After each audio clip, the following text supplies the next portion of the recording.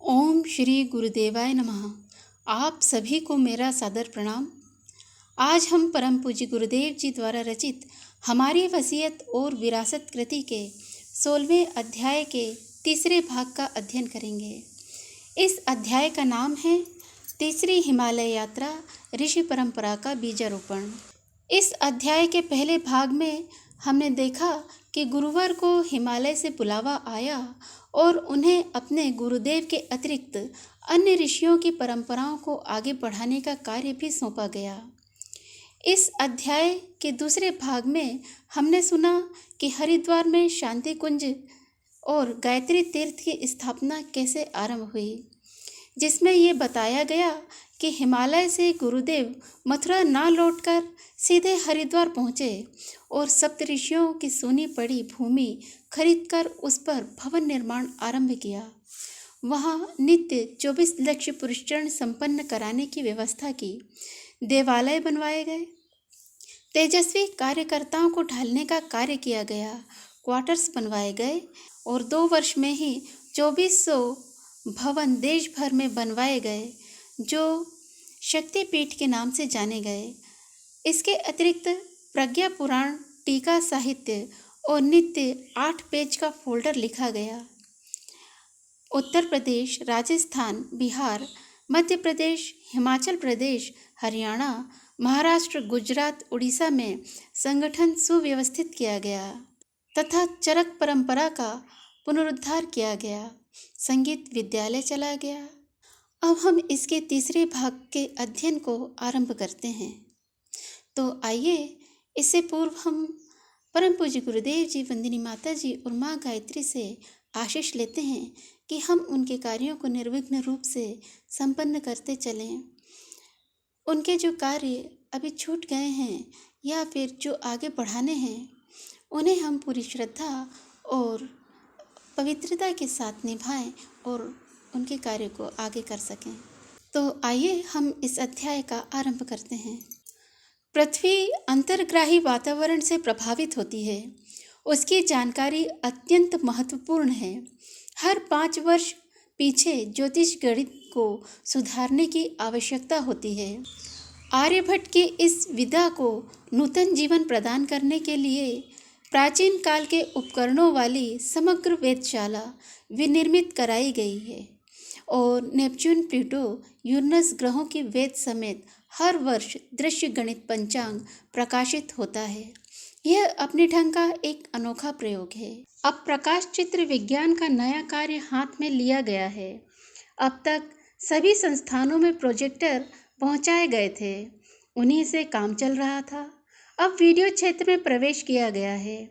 इसके माध्यम से कविताओं के आधार पर प्रेरक फिल्में बनाई जा रही हैं। देश के विद्वानों, मनीषियों, मूर्धन्यों, नेताओं के दृश्य प्रवचन टेप कराकर उनकी छवि समेत संदेश घर घर पहुंचाए जा रहे हैं। भविष्य में मशीन के कार्यक्रमों का उद्देश्य स्वरूप और प्रयोग समझाने वाली फिल्में बनाने की बड़ी योजना है जो जल्द ही क्रियान्वित होने जा रही हैं। शांति कुंज मिशन का सबसे महत्वपूर्ण सृजन है ब्रह्मवर्चस्व शोध संस्थान।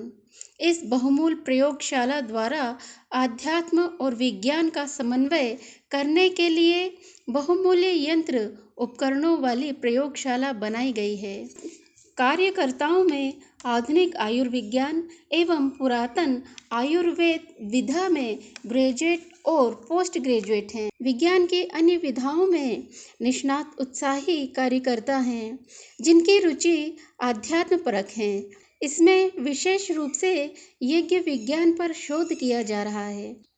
इस आधार पर यज्ञ विज्ञान की शारीरिक मानसिक रोगों की निवृत्ति में, पशुओं और वनस्पतियों के लिए लाभदायक सिद्ध करने में, वायुमंडल और वातावरण के शोधन में इसकी उपयोगिता जांची जा रही है, जो अब तक बहुत ही उत्साहवर्धक सिद्ध हुई है। यहाँ सभी सत्रों में आने वालों की स्वास्थ्य परीक्षा की जाती है। उसी के अनुरूप साधना करने का निर्देश दिया जाता है। अध्यात्म और विज्ञान के समन्वय पर इस प्रकार शोध करने वाली विश्व की यह पहली एवं स्वयं में अनुपम प्रयोगशाला है। इसके अतिरिक्त भी सामूहिक प्रगति के लिए जनसाधारण को जो प्रोत्साहन दिए जाने हैं, उनकी अनेक शिक्षाएं यहीं दी जाती हैं। अगले दिनों और भी बड़े काम हाथ में लिए जाने हैं। गायत्री परिवार के लाखों व्यक्ति उत्तराखंड की यात्रा करने के लिए जाते समय शांति कुंज के दर्शन करते हुए, यहाँ की रज मस्तक पर लगाते हुए तीर्थ यात्रा आरंभ करते हैं। बच्चों के अन्नप्राशन, नामकरण, मुंडन, यज्ञोपवीत आदि संस्कार यहाँ आकर कराते हैं, क्योंकि परिजन इसे सिद्ध पीठ मानते हैं। पूर्वजों के श्राद्ध तर्पण कराने का भी यहाँ प्रबंध है।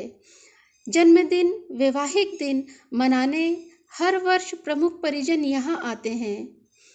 बिना दहेज की शादियाँ हर वर्ष यहाँ व तपोभूमि में होती हैं। इससे परिजनों को सुविधा भी बहुत रहती है और इस खर्चीली कुरीति से भी पीछा छूटता है। जब पिछली बार हम हिमालय गए थे और हरिद्वार जाने और शांति कुंज रहकर ऋषियों की कार्य पद्धति को पुनरुज्जीवन देने का काम हमें सौंपा गया था, तब यह असमंजस था कि इतना बड़ा कार्य हाथ में लेने में न केवल विपुल धन की आवश्यकता है, वरन इसमें कार्यकर्ता भी उच्च श्रेणी के चाहिए। वे कहाँ मिलेंगे? सभी संस्थानों के पास वेतनभोगी हैं, वे भी चिन्ह पूजा करते हैं। हमें ऐसे जीवनदानी कहाँ मिलेंगे? पर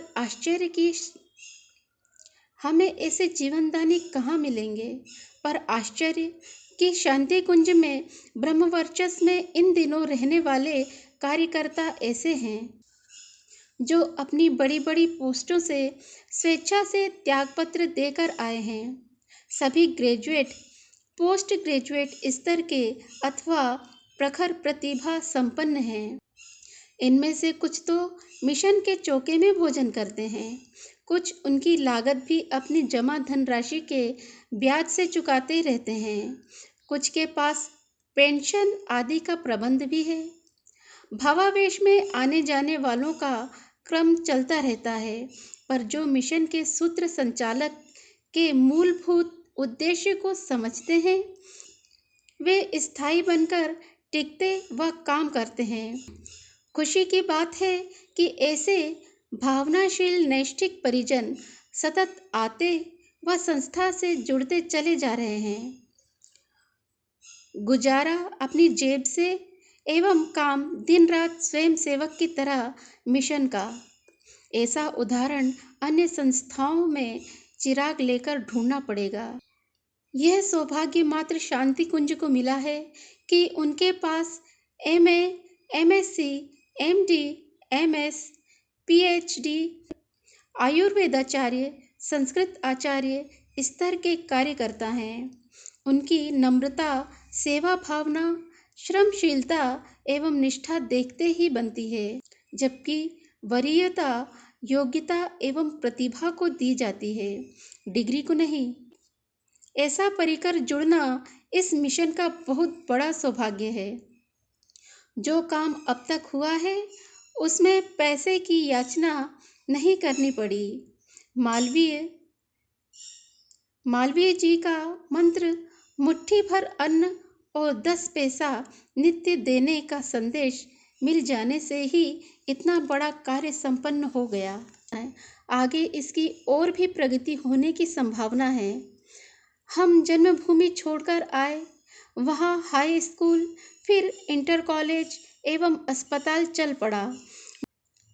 मथुरा का कार्य हमारे सामने की अपेक्षा उत्तराधिकारियों द्वारा दूना कर दिया गया है। हमारे हाथ का कार्य क्रमशः अब दूसरे समर्थ व्यक्तियों के कंधों पर जा रहा है। मन में विश्वास है कि घटेगा नहीं।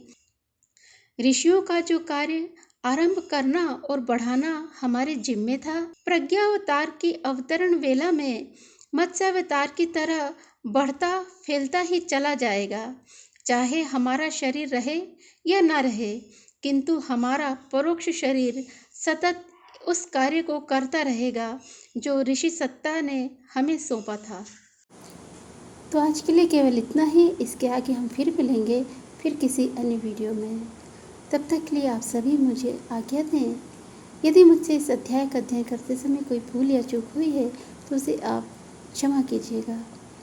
यदि आपको मेरा यह चैनल पसंद आता है तो इसे लाइक करें, शेयर करें, सब्सक्राइब करें। साथ ही बेल आइकन को प्रेस करके आप ऑल पर क्लिक करना बिल्कुल ना भूलें, ताकि हमारे सारी नोटिफिकेशंस आपको समय पर उपलब्ध हो सके। तो तब तक के लिए आप मुझे आज्ञा दें। अगले वीडियो के आने तक आप सभी को मेरा सादर प्रणाम।